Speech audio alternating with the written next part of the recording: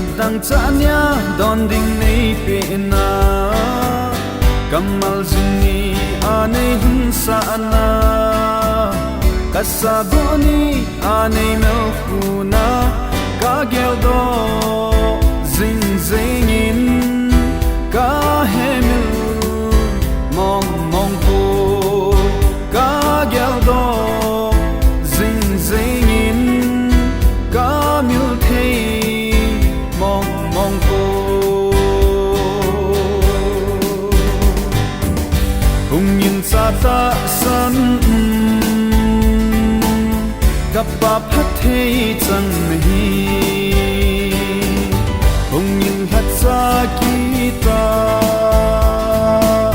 pa ki panan lu tin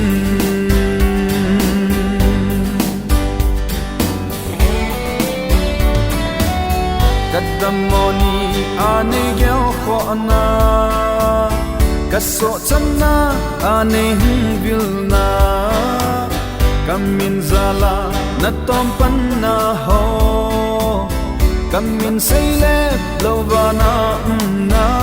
ka gyal do zing zingin ka hemil mong mong ko ka gyal do zing zingin ka mil thei mong mong ko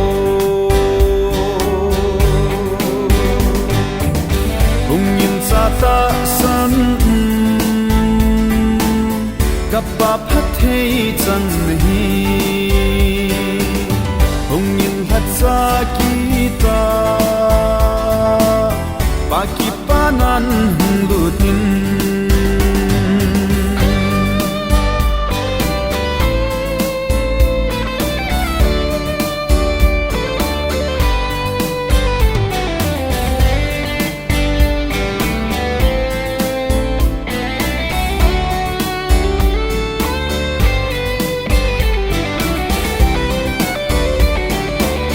kamin zala na gyan thei na ho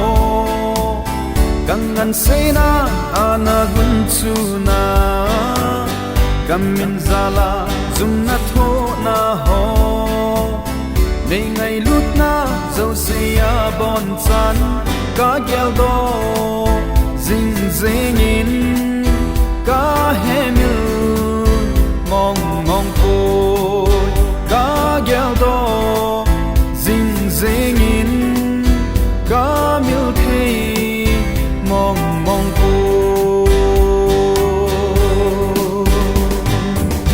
hung yin sa ta san kappa phat thei chan hi hung yin hat sa ki ta pa ki panan lu tin on moi lấy sẽ kỳ